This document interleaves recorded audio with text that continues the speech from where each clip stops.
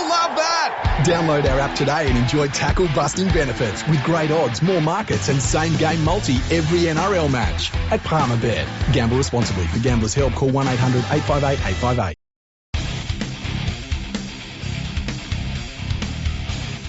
Welcome everyone to episode 440 of Fergo and the Freak. I'm your host, the Glorious League Freak, and we have just watched the first game of the final series in 2022. The Penrith Panthers have beaten the Parramatta Eels 27 points to 8 at Penrith Football Stadium. Really interesting game of football. I think we learnt a lot about both of these teams. Now, you're going to have to forgive me because I've had a couple to drink tonight. I watched it on TV. I didn't go to the stadium tonight. Really tense first half. Very, very tense first half. Both teams looked very evenly matched. One of the things you could see early on was that the Panthers' defence was wrapping up the Parramatta attackers, so they weren't able to get too many offloads. And that's one of the things that has really powered the Parramatta Eels over the last few weeks when they've been on this run, is that they've been able to offload the ball a lot. Penrith cut that right down. And this game basically turned into a who breaks first game. And that's what you see a lot in the finals. And you normally see that with younger teams when they face older teams. And older teams know to kind of put it up the jumper and wait for the younger team to make mistakes. Unfortunately, in this case, it was the Parramatta Eels that started making mistakes pretty often in that second half. But in the first half, very even match. Penrith scored first, Parramatta hit back. Then Mitch Moses goes for a field goal, misses. And there was something about that miss that you just knew Nathan Cleary was going to come up the field and kick a field goal. And if he had have missed it, it would have been like, well, that was cheeky. But when he got it, there was something about that moment in the match that, I don't know, that was a big game player moment. Now, in the first half, Nathan Cleary was the best player on the field. In the second half, he got even better. Parramatta hit back just after half-time, and it looked like the game was going to be the sort of game where it was like, how's Penrith going to react to this? Penrith dominated from that point on. They ran away with the contest. Too many mistakes by Parramatta. Cleary's kicking game just put them under all sorts of pressure all night. Then he started running the ball, and you've heard us talk about it on the podcast. He is one of the best ball runners in the game, let alone for being a halfback. There was a moment in the second half where Mitch Moses went in for a tackle on kick out and just got his head in the wrong position and was turned off. And it was a really, really bad head knock, to the point where you would have to question whether he will be right for next week. Part of me thinks he won't be. There are some head knocks that you see and you're like, that's a bad one and it's 50-50 whether they'll be back for the following week. That one for Moses was, that's as bad as it gets.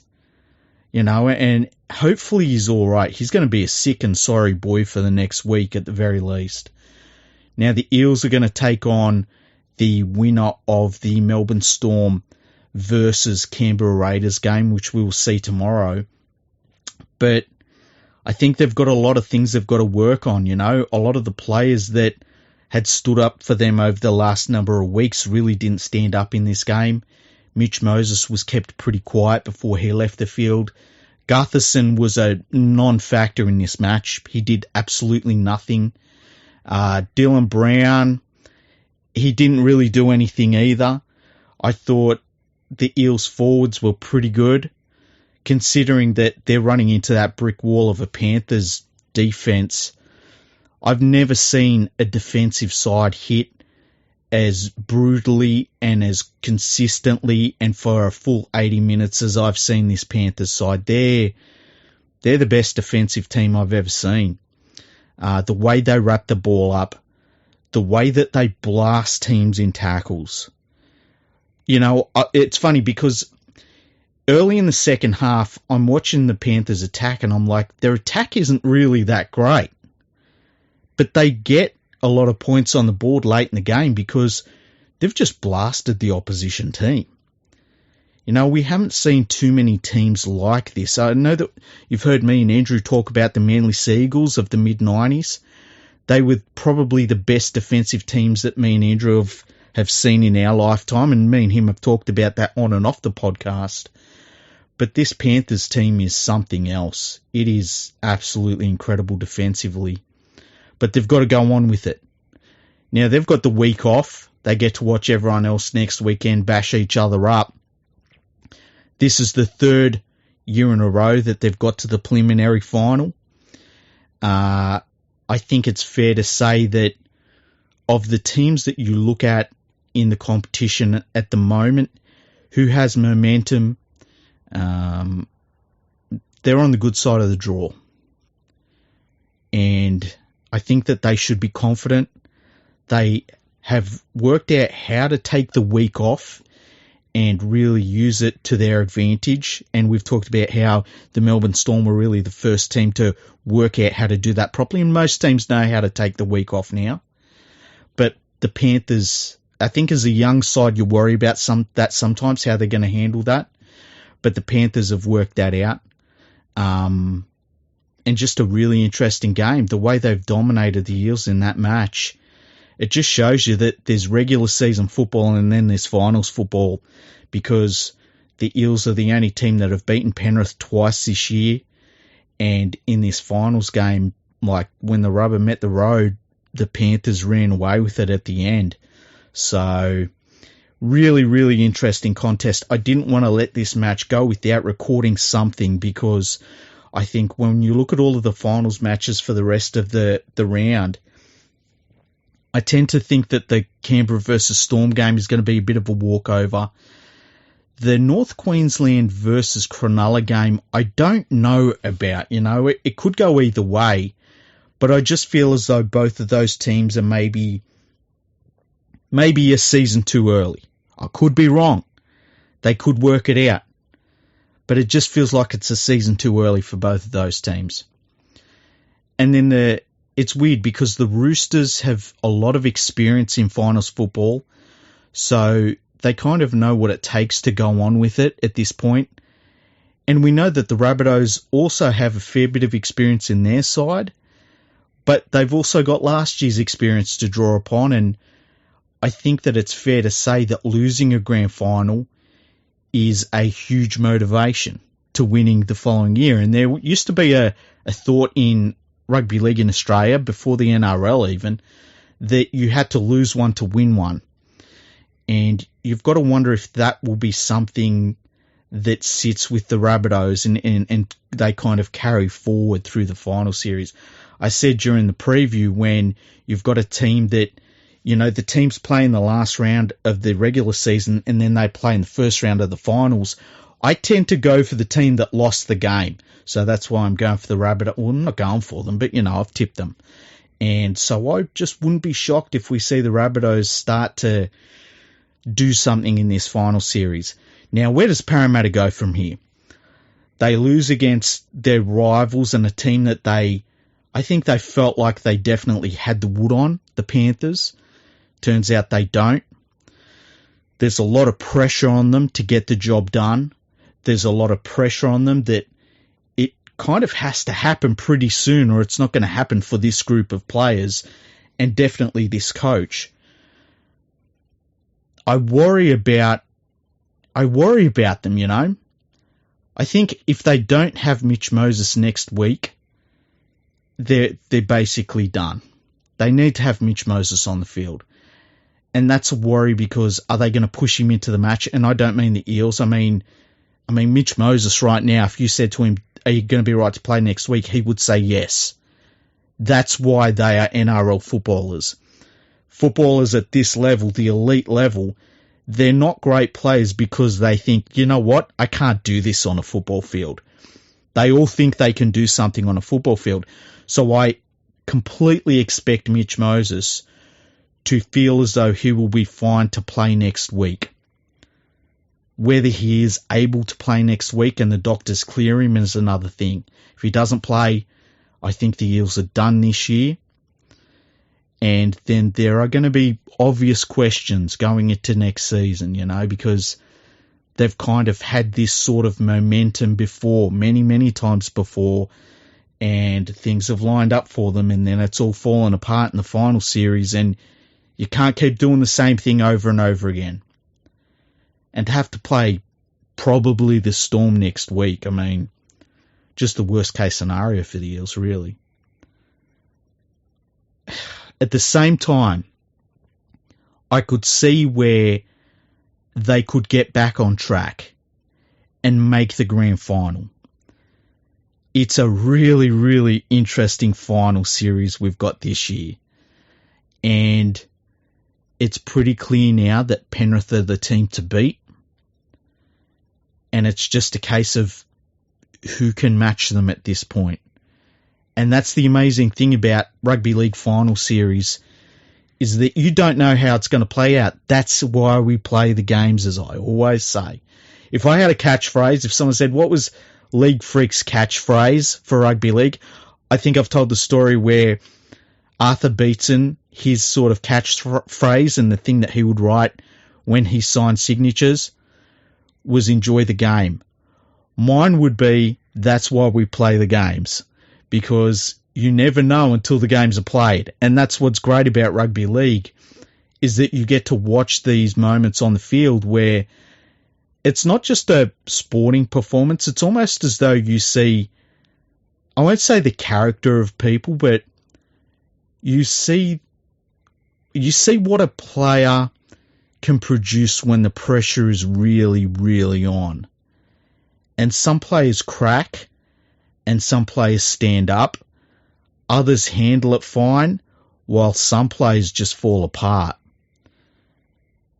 And that's why it's important to get that grand final success. If you don't have that grand final success, it's hard to say that you got it done when it mattered. And it was interesting because I was listening to the commentary during this match, and there was a moment where one of the commentators said about something about the Balmain side that couldn't win a grand final in the late 80s. And Blocker Roach said, that hurts to hear that.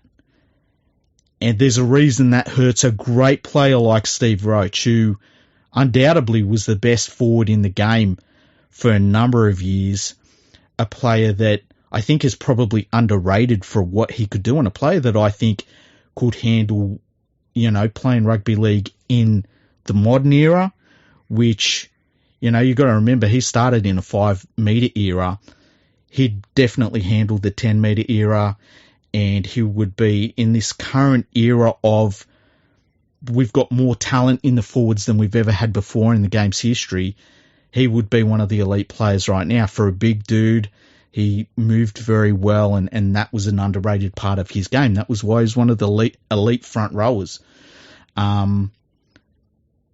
But for even a great like him, to not be able to say he won a grand final burns him. And I wonder where that sits with the current Parramatta Eels players, because if you've listened to our podcast over the last number of weeks, you've heard us both saying that, this is a Parramatta Eels team with a lot of players that are rated pretty highly by people, but that don't have great winning resumes in terms of holding trophies over their heads. And at some point that does begin to count against a player. And at some point it starts to weigh on a player. And I say that as a Panthers fan who we lost against the Storm in 2020. If we would have lost last year's grand final, I think it would have been devastating to this current Panthers side, because we didn't really lose anyone. They would have had a monkey on their back that would have been really hard to remove. But they got that monkey off their back with the win against the Rabbitohs, and you can see that it changed the Panthers team. It changed their players. They don't have to worry that they won't be that team. The Parramatta Eels right now are sitting in a dressing room at Penrith Football Stadium wondering if they are that team. and that's not a good place to be. So I just wonder how it's going to pan out for the Eels. Can they turn it around? Do they have something for the winner of the Storm versus Raiders match? Can they drag themselves back into this final series?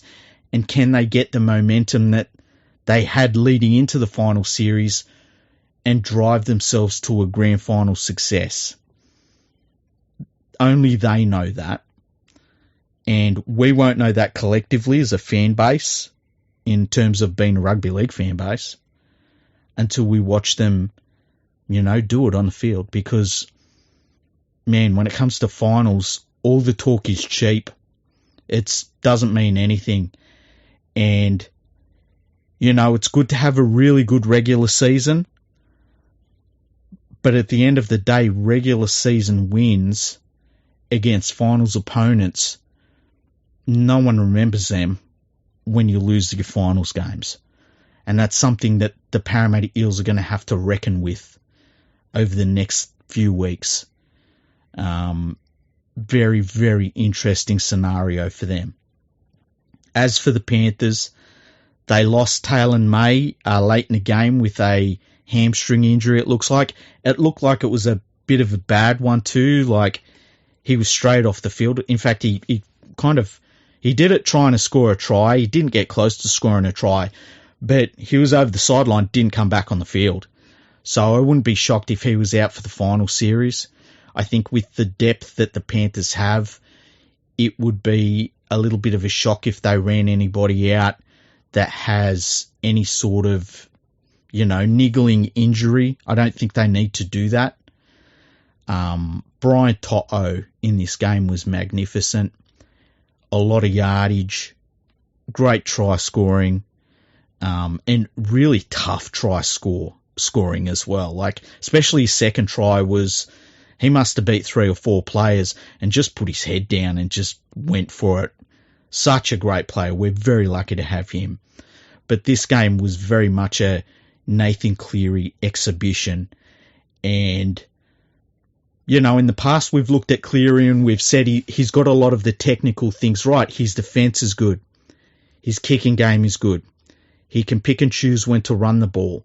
But to be a truly great halfback, to be considered one of the great halfbacks, you've got to do something extra. You've got to drag your team along.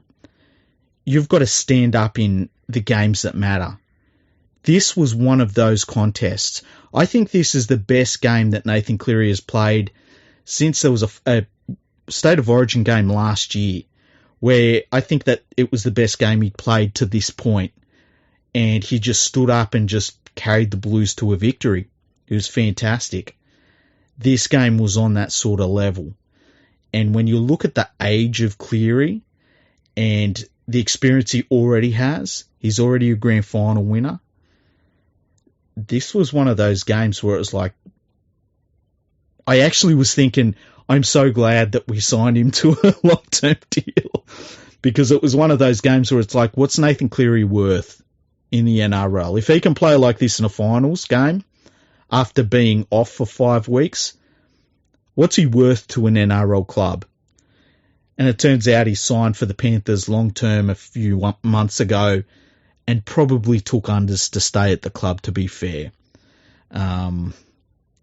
Just a magnificent game by him. And I've got to say, as a Panthers game, I was very nervous about this game going in.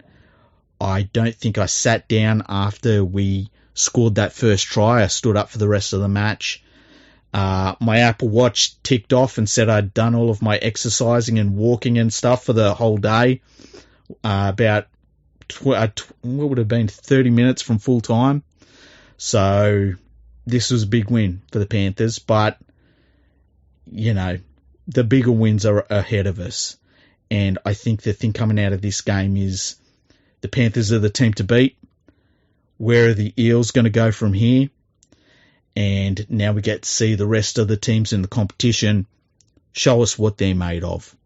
So, interesting, very interesting. I love finals football. It's when it really counts. It's when real legends of the game are made. So, I wanted to jump on, make sure I recorded a podcast, get something out there. I'll try and record a podcast after all the finals games, but I won't have had as much to drink after those games, obviously. So, thank you for listening. Check out leaguefreak.com. Make sure you subscribe to the podcast. Go the mighty Panthers. And I will talk to you after tomorrow night's matches. Palmerbet with the big don't argue. Punters will love that. Download our app today and enjoy tackle-busting benefits with great odds, more markets and same-game multi every NRL match at Palmerbet. Gamble responsibly. For Gamblers' Help, call 1-800-858-858.